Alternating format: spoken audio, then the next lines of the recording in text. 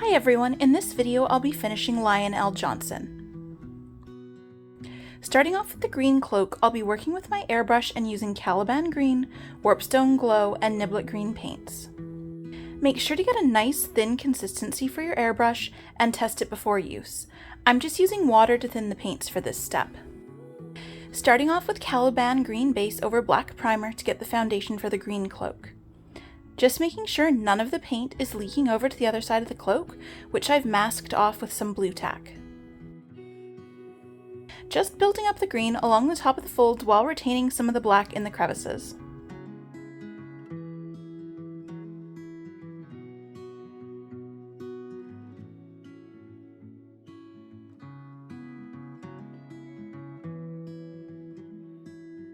For the next step, I'll be airbrushing a Warpstone Glow layer onto the cloak, still just using water to thin the paint for the airbrush. I'm trying to hit the raised parts of the cloak and avoid the crevices, so I'm airbrushing at more of an extreme angle instead of straight on. The paint is pretty thin, so it will take a few layers to get the coverage that I want.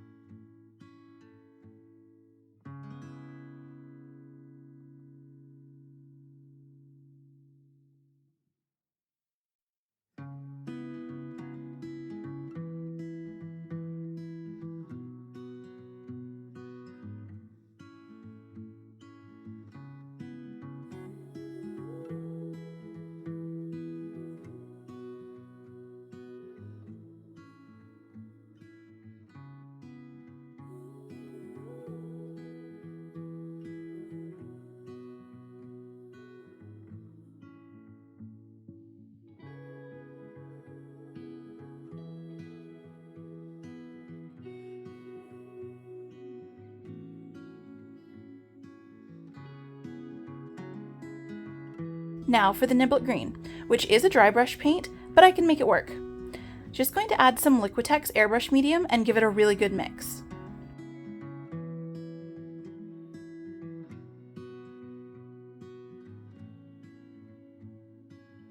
I'll be using the Niblet Green in the same manner as the previous layer, mainly using an extreme angle to keep it out of the crevices and just to get onto the raised area. It's a pretty thin paint, so I'll be going back multiple times to the same area, adding thin layers to build it up. Just need to wait for the layers to dry before reapplying. I'm focusing on the areas that would catch the light, sharper folds, and the highest of the raised areas.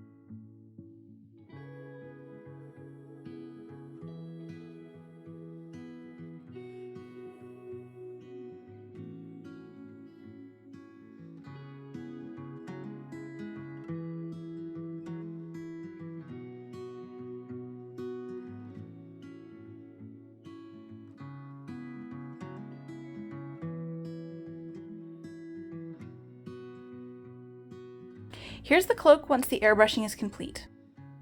Just checking how it looks attached to the model. Next step is refining the airbrushed part with a brush.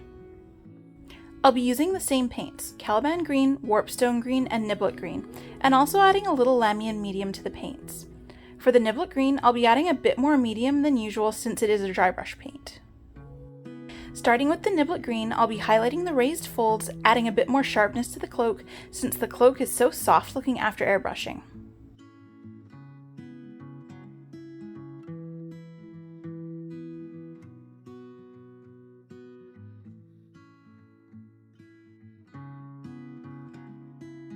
For the sharper fold creases, I like to give it full strength of Niblet Green since those types of areas would catch light the most.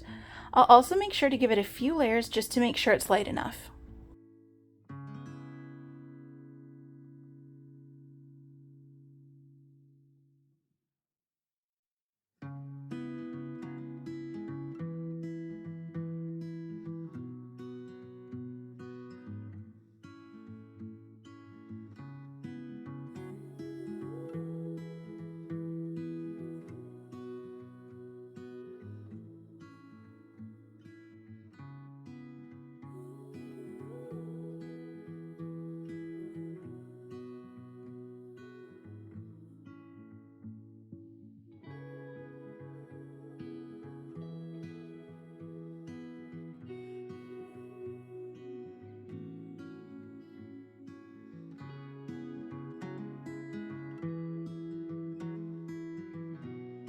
For this area, I'm going to apply a layer of Niblet Green, then along the border of the wet paint, I'll use a clean brush with water and a bit of medium to soften the transition.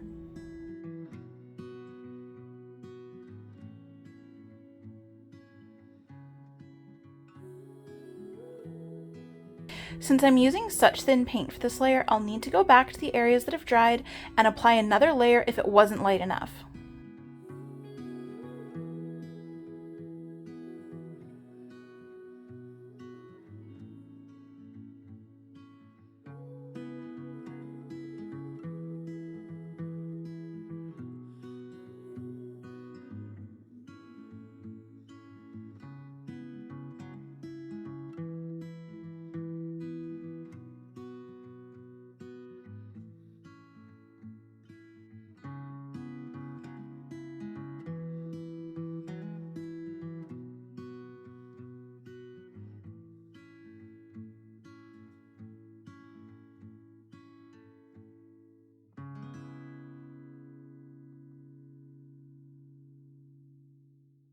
Next, I'll use Warpstone Glow and some Lahmian Medium to correct some of the airbrush work, as well as blend some of my previous highlights with Niblet Green. Here I'm applying a thin layer over some of the Niblet layers to produce a smooth transition. This will darken those areas while increasing the saturation. I'm working my way down from brights to darks to keep the cloak a nice and rich green. If I paint from black to light, it could cause chalkiness from many thin layers. Sometimes I might want it to be less saturated, but in this situation, I want it vibrant. This step is also good to darken the highlights if I feel like I over-highlighted.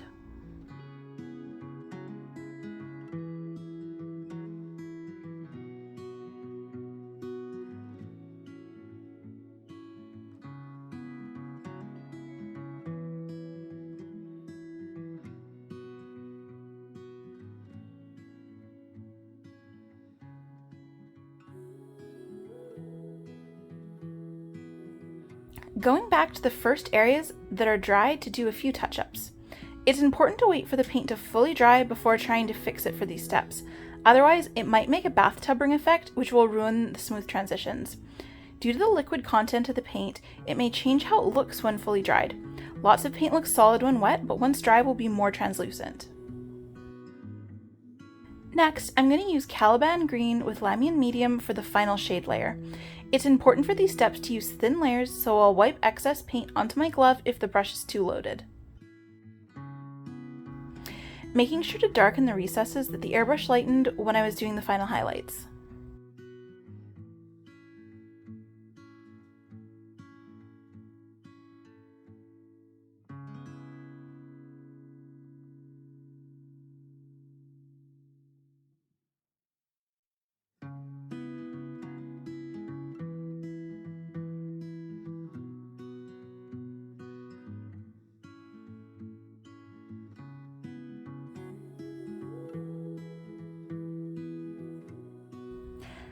After I've applied the paint to the area, I'll use another clean, damp brush to help blend the borders of the wet paint with either a feathering or sweeping motion for a smooth transition. This is called two-brush blending. Going back to the Warpstone Glow to blend the Caliban Green into the surrounding area better.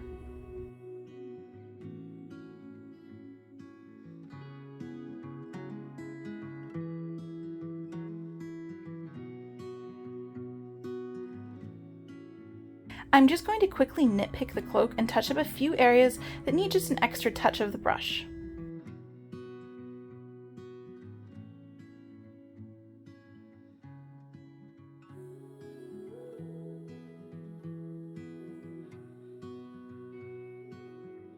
Next up, I'll be using some Nuln Oil just to deepen a few crevices in the cloak, but I'll only be applying it to the deepest parts.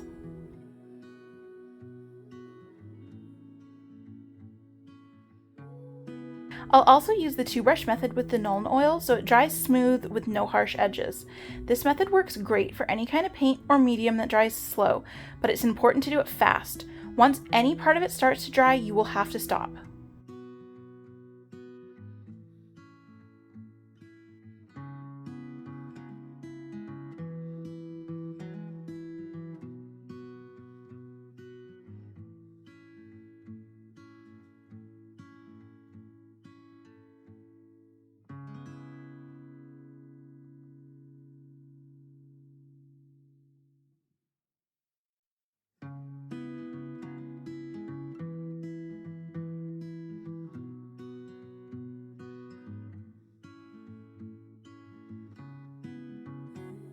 And that's the green cloak done.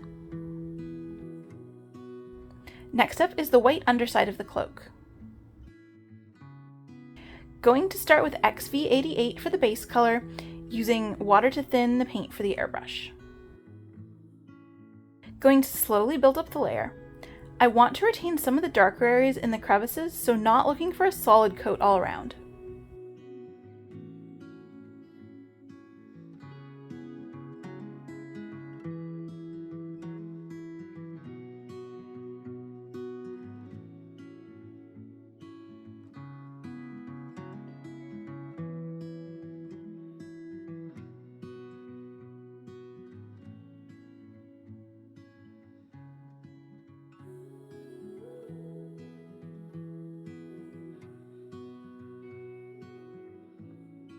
That's the first layer complete. On to the next color, Flayed One Flesh.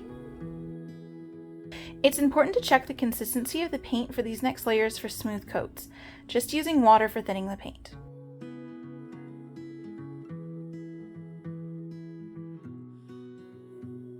For this layer, I'm mainly hitting it from the side with the airbrush because of how the underside is positioned on the model. This part is sandwiched between two layers, so it will mostly be visible from the side. I'm not looking for anything precise with this step, I'm just trying to lighten the right part of the cloth. While I'm building up this layer, I'm making sure I have a good solid coat on some of the flatter areas facing the sides.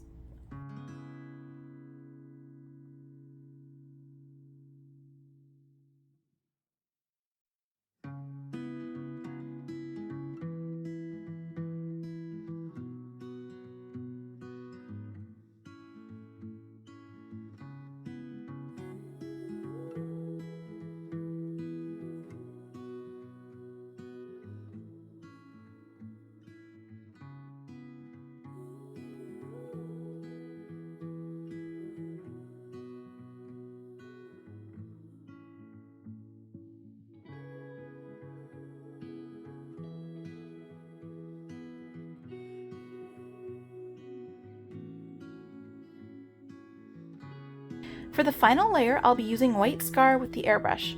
This is to lighten the cloth so it doesn't get too dark once I add some washes to it.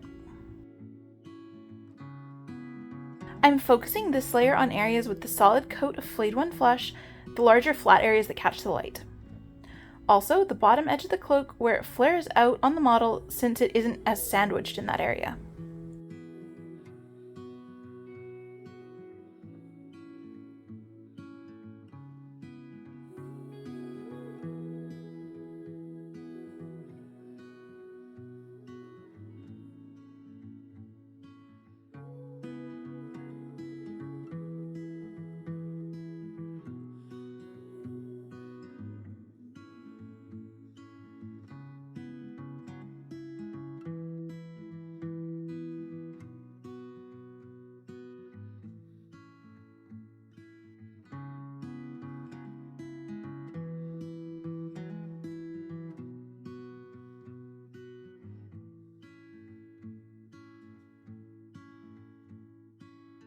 And that's the white base coat complete.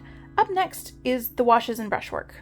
Now it's going to be a little tricky with color matching, so I'm going to be using Skaven Blight Dinge to desaturate and darken the XV88 paint, with a little Flayed One Flesh on the side to lighten as needed. Going to start with making a spectrum of the colors I need for this cream cloak part. These are just an estimation for now. I'll fine-tune the colors later on when needed.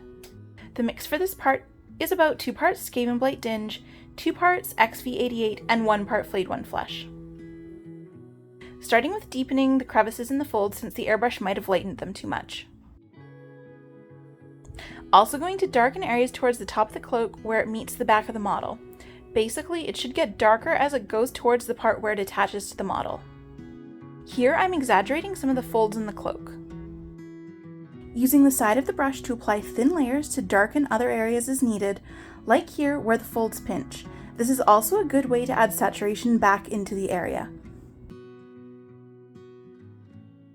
First color down, next is the lighter cream paint mix. About 1 part Skaven Blight Dinge, 1 part XV88, and 3 parts Flayed One Flesh. As usual, I add a little Lahmian Medium to the mix. For this part, I'm using this paint to tone down the white scar parts I airbrushed and add saturation to those areas. This keeps the area light and vibrant. Also using the step to correct the lighting so the lighter parts are towards the sides of the cloak. Next, I'm using straight Flayed One Flesh, thinned down to cover the remaining areas that had white scar airbrushed onto them, using a very thin glaze with the side of my brush.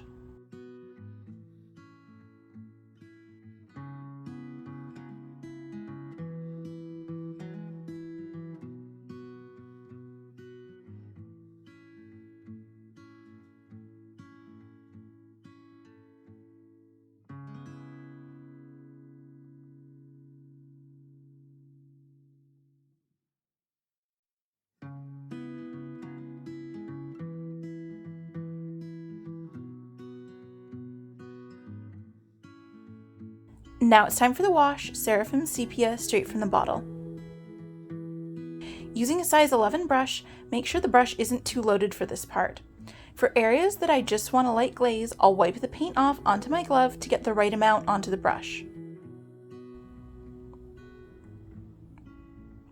If too much wash is applied, it will pool too much and wreck the highlight we've been working on. After the wash is dried, going back to the thin Flayed One Flesh and glazing on some highlights, mainly to the sides of the cloak.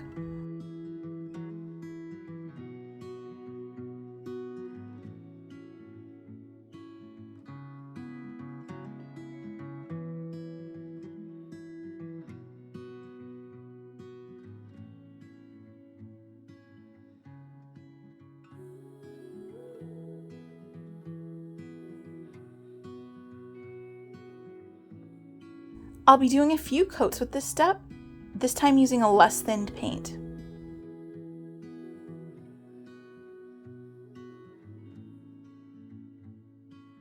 And that's the cream cloak done.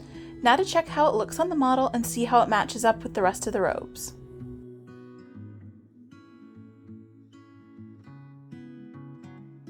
Next up is the base. First, I'll start with a heavy dry brushing of XV88 onto the gravel areas, looking to retain a little black, but not too much.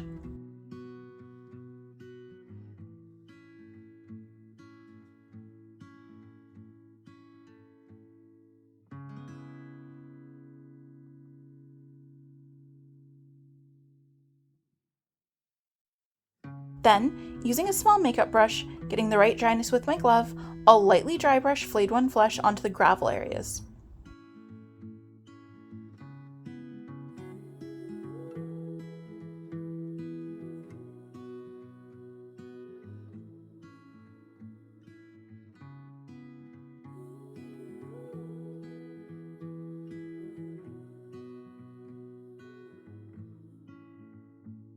Now I'll use Contrast Gore-Grunta Fur to apply a not too thick coat to the gravel areas. Don't want to apply too much of this paint, otherwise it will be too dark. I'm also going to apply it to the whole ground area just to give it a hint of brown.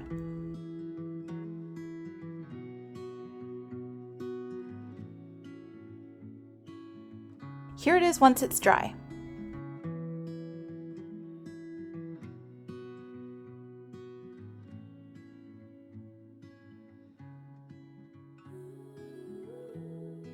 Next, I'll use Celestra Grey to pick out some details like rocks and broken tiles.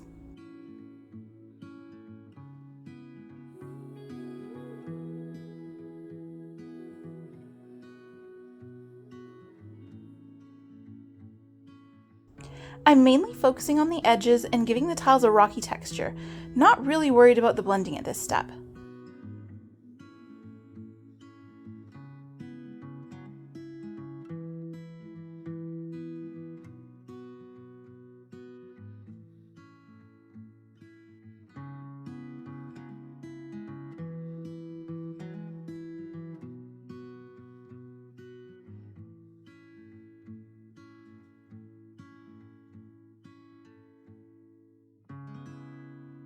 Here I'll use Waaagh Flesh for the green parts of the broken tiles, same as before, focusing on the edges and a stone texture.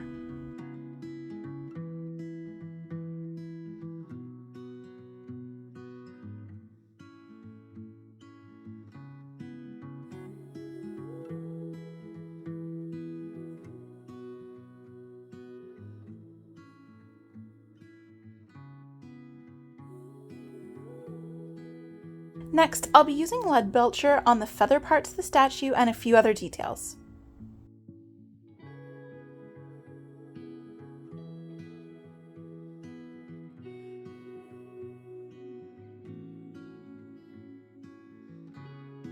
For the bone parts of the statue, I'll base coat with XV88.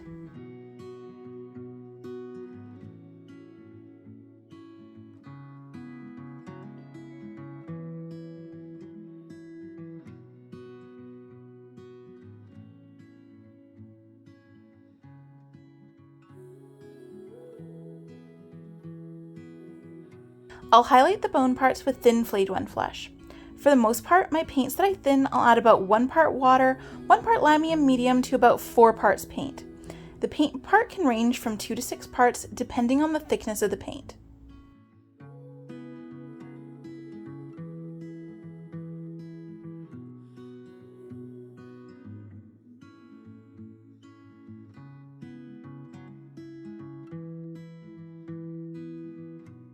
Now I'll base coat the gold parts of the statue with Liberator Gold.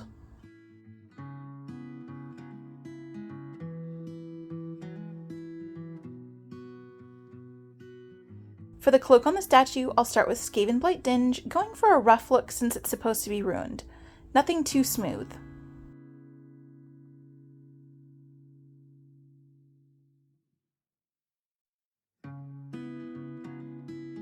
I'll go back to the dry areas and add another coat of Skaven Blight Dinge, just so I have a solid layer on those areas that need it.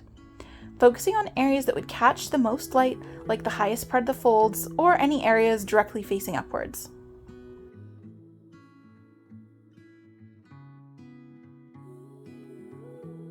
Next up, I'll mix equal parts Skaven Blight Dinge and Flayed One Flesh for the highlights.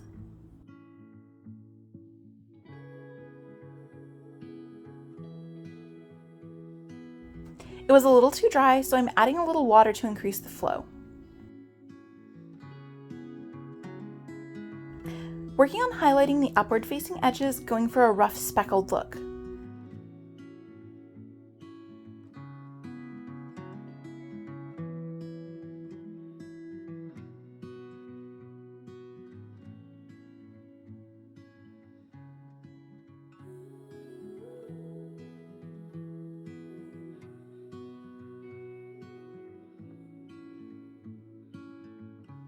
Here I'm adding water to my paint-loaded brush and giving it a bit of a mix on my glove, then glaze areas that I feel need to be lightened a bit.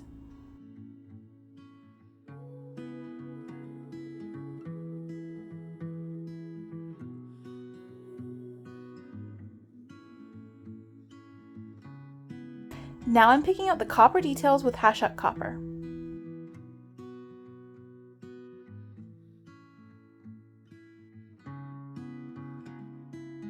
Once that's done, the base is ready for the next step.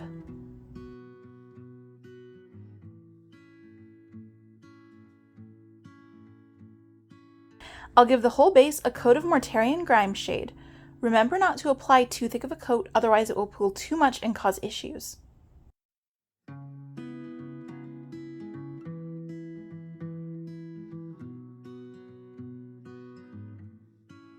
Once that's dry, I'll go back with Celestra Grey and roughly edge highlight the rocks and stone tiles.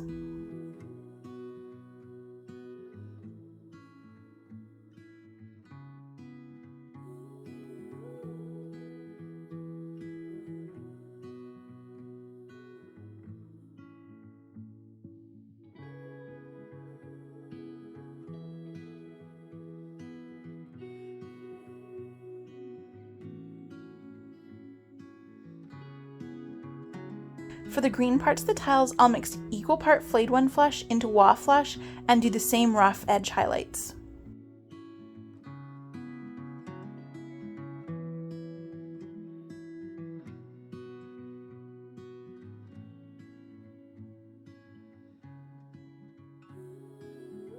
I'll add a bit more Flayed One Flesh into the mix and pick out the corners and other areas that need it.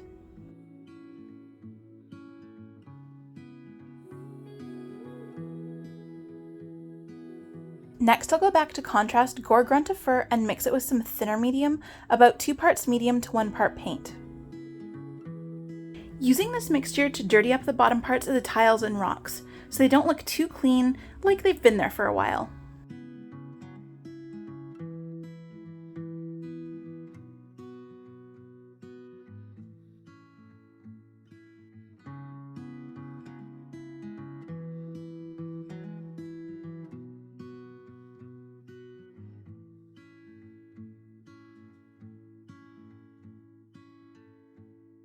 I also added some to the lower parts of the statue.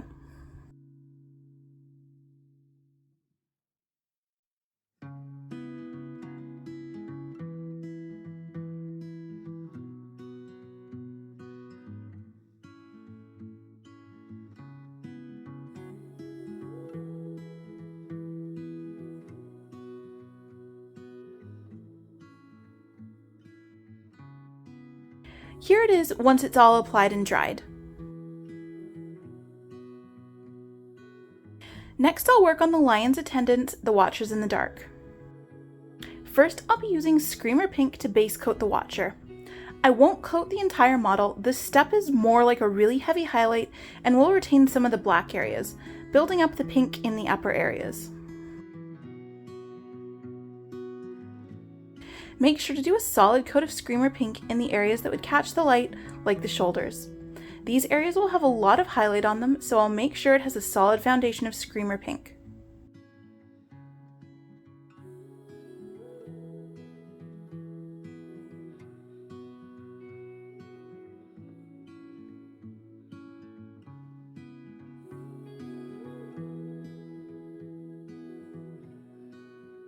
Since I'm base coating over black, I'll be adding another layer over top of areas that need it, like the upper raised area. If I go too bright with this layer, I can always tone it down with the washes later. It's always easier to go darker than lighter.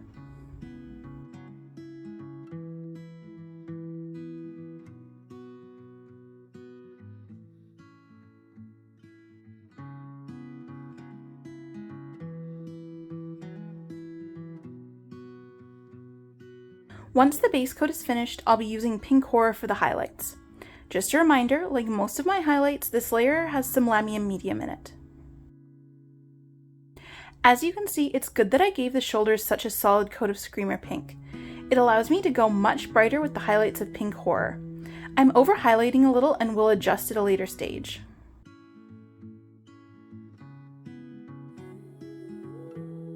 To make sure the pink is as bright as possible, I'll do 2 or more layers in areas that would catch the light, like the upper folds. The highlights are looking a little too uniform, but I'll fix that with the wash step.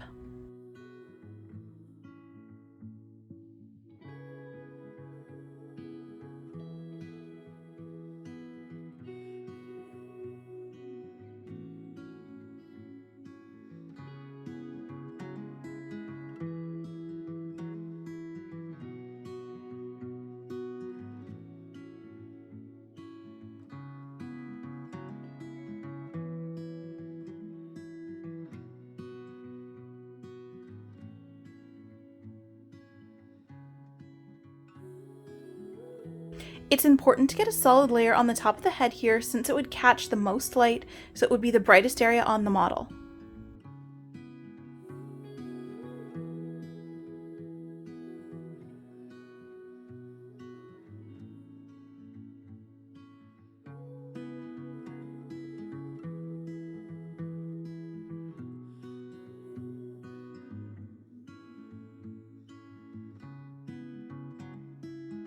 I'm not too worried about the parts of the model that face the lion. Those parts will be quite obscured, so I don't need to worry about blending them too much. After the highlights, I'm going back over some areas with a glaze of pink horror just to lighten areas that I need to adjust. Also, this glazing step can be used to help blend the layers.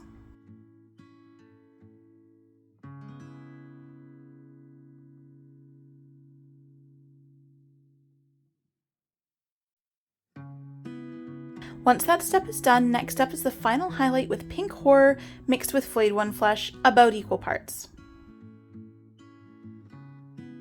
With this mix, I'll pick out the upper folds to highlight, but be careful not to over-highlight. Most of the base highlight should still be the pink horror over the Screamer Pink foundation. Since I'm using a thinned paint for easier transitions, some areas will need a few layers.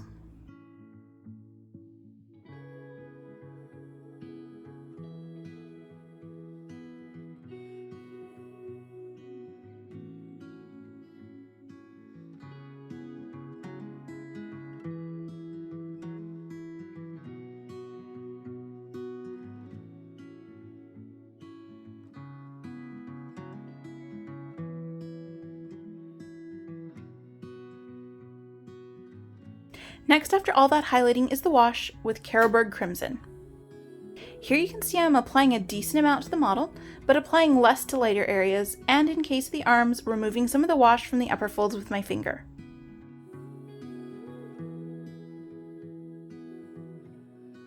For the inner side, I don't need to worry about it as much, I can just slather it on since we won't see it very much. For the outer side, which is much more visible, I'll be careful not to add too much, especially to the lighter highlights. Using my finger to remove excess, it's best just to use thin layers in the first place. In some places that have already dried, I'll add a bit more to areas that I think should be deeper, mainly in the recesses of the folds. I can fix a bit of the over-highlighting on the shoulders and lightly shade the lower parts while keeping the upper parts untouched. Going back and applying a bit more wash to the deeper folds that needed on the arm.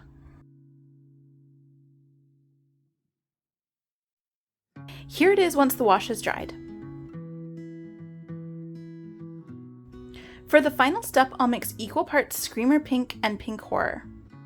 Going to fix a few things that I think need to be touched up. Mainly going to work on the outside of the model. Correcting some of the highlights here and adding a bit more texture to the model. Now I'll use Pink Horror to lighten a few areas that I think were darkened a bit too much by the wash.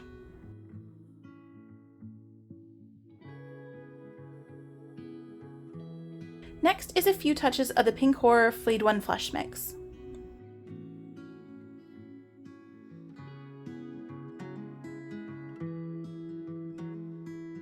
The final step is a light coating of Carroburg Crimson to blend some of the new highlights.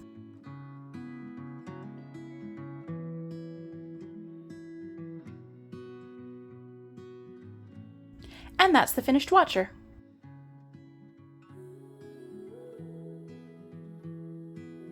Here's the base with the lion on it, checking to see how it all looks together.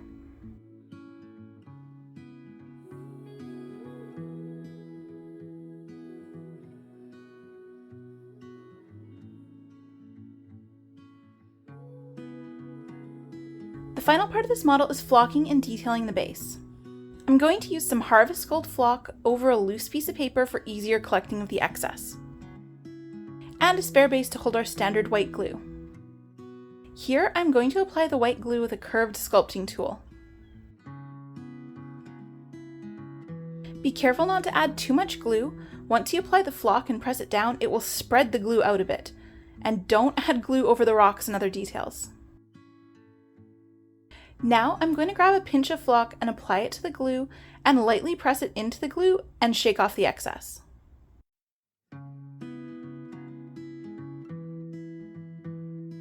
Repeat for the rest of the glue spots on the base.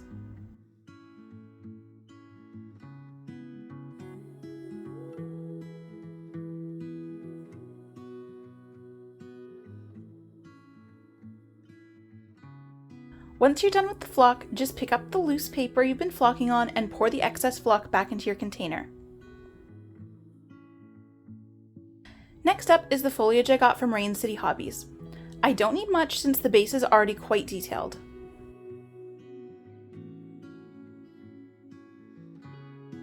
Then I'll use my modeling knife to chop it up into usable sizes, and with some Bob Smith Industries extra thick glue, apply a blob of glue to the bottom of the foliage. Adjust the piece so it's standing the right way before the glue sets.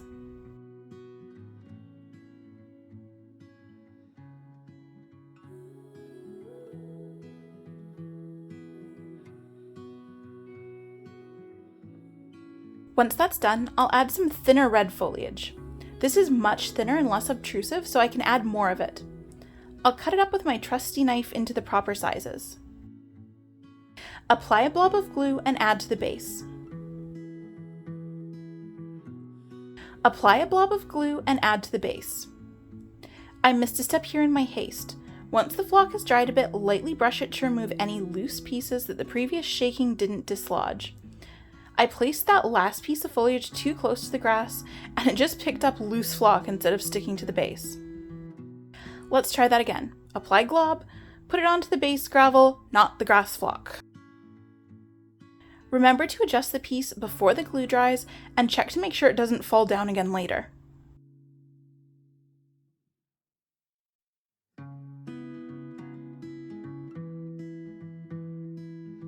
There, now the base is fully complete. I went for a more gold-brown scheme on the base so the green armor and cloak would stand out more.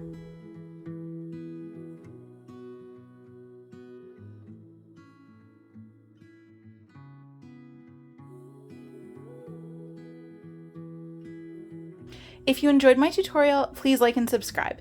Thanks for watching. More to come.